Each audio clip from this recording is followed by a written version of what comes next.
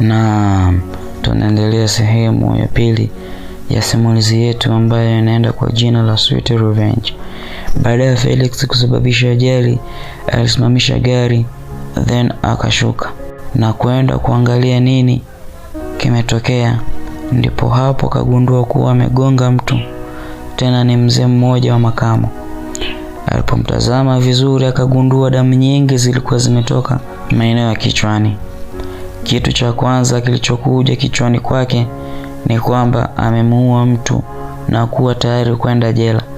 Badala ya kumsaidia yule mzee, akarudi kwenye gari na kuondoka, akimwacha pale barabarani baada akiwa anavuja damu. Mbaya zaidi, wakati ajali imetokea barabarani palikuwa kimya. Hakuna gari wala watu. Hivyo ilikuwa ngumu kudhani kama kuna mtu aliyemshuhudia lile tukio. Baada ya kuondoka eneo la tukio, Felix akaanza kupaniki kichwani kwake.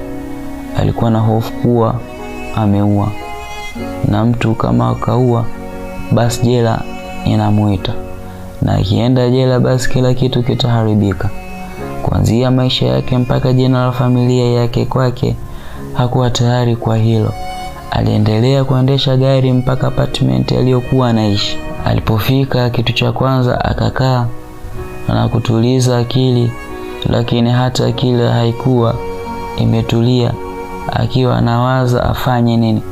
Ndipo akawa idea kumpigia simu sekretari wake Pauline. Pauline alipopigiwa simu alitoka haraka nyumbani kwake na kwenda kwenye apartment ya boss wake. Alipofika alimkuta Felix yupo kwenye hali mbaya sana. Alikuwa amelewa na anatetemeka kama mtu mwenye degedege. Pauline akauliza, "Boss, kuna nini? Nini kinaendelea?" Felix akajibu, "Nimeua mtu." "Yaani nimeua? Umemuua nani? Nini hasa kimetokea?" Pauline akashangaa akiwa haelewi.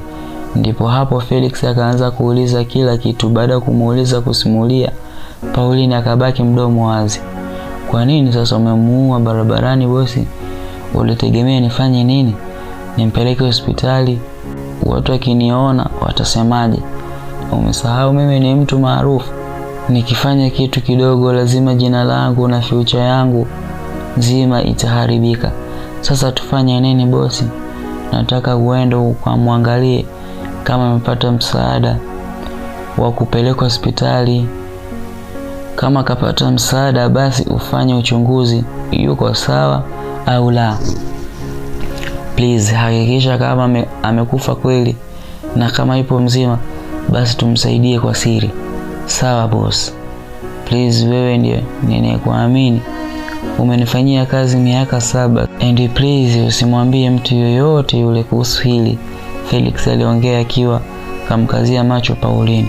"Usijali boss, siri ipo salama. Wewe niamini kwenye hili." Baada ya kusema hivyo, Pauline akaondoka akiwa na tabasamu. Alikuwa anatamani kuwa karibu sana na boss, ikiwezekana awe mkewe kabisa. Kwenye wale wanawake 1000 ambao nilisema wanampenda Felix, na Pauline ni mmoja wao. Na Felix hakuwahi kujua kama sekretari wake anamzimikia. Sasa nafasi imekuja yenyewe. Pauline alipanga kuicheza vizuri ili kiwezekana Felix awe wake na kuolewa kwenye familia tajiri. Tuachane na upande huo, turudi upande wangu. Mimi na Naomi tulikuwa tunamsubiri baba arudi nyumbani. Muda ulienda lakini hakuonekana. Sasa tukaanza kuwa na wasiwasi kwa sababu si kawaida kuchelewa. "Saa ngapi Naomi?" aliuliza. "Ni saa 5 ujue." "Huyu mzee yupo wapi?" Nilisema huku nikichungulia dirishani, "na bado hajafika." Na mimi naanza kuogopa. "Hapana, hakuna kitachomtokea baba. Labda amekawia njiani tu. Na hivi nauli zimepanda. Sidhani kama kuna tatizo." Naomi akanipa moyo. "Tusubiri, mimi silali mpaka arudi." "Sawa, tusubiri." Tuendelee kusubiri na kusubiri na kusubiri, lakini baba hakurudi mpaka tukaanza kukata tamaa. kabisa, na wasiwasi ukizidi. Mara ghafla simu ya Naomi ikaanza kuita. Akaangalia haraka kwenye skrini akidhani labda baba anapiga, lakini ilikuwa namba mpya. Hakutaka kupokea, lakini nilipomshawishi ndipo akaamua kupokea. Akasema, "Hello." Sauti upande wa pili ikasema, "Hello, naongea na Naomi?" "Ndiyo, mimi Naomi." Yule mtu akasema, "Hapa ni Uhuru hospitalini. Tunapiga kukujulisha kuna mgonjwa akiwa katika hali mbaya. Jina lake Samuel Ohio. Unamfahamu?" "Ndiyo, huyo ni baba yangu." "Nini kimetokea?" "Baba yako amepata ajali na hali yake ni mbaya sana. Tafadhali njoo hospitalini haraka. Baba yetu amepata ajali nyie."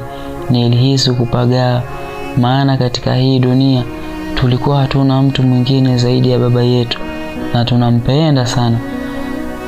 Unajua nini kitatokea? Next episode inakuja. Hivyo mfuatiliaji wetu wa simulizi yetu ya Sweet Revenge, make sure umesubscribe channel hii na usipitwe na uhondo kama huu. Hakikisha umelike, umecomment na kushare. Bye bye.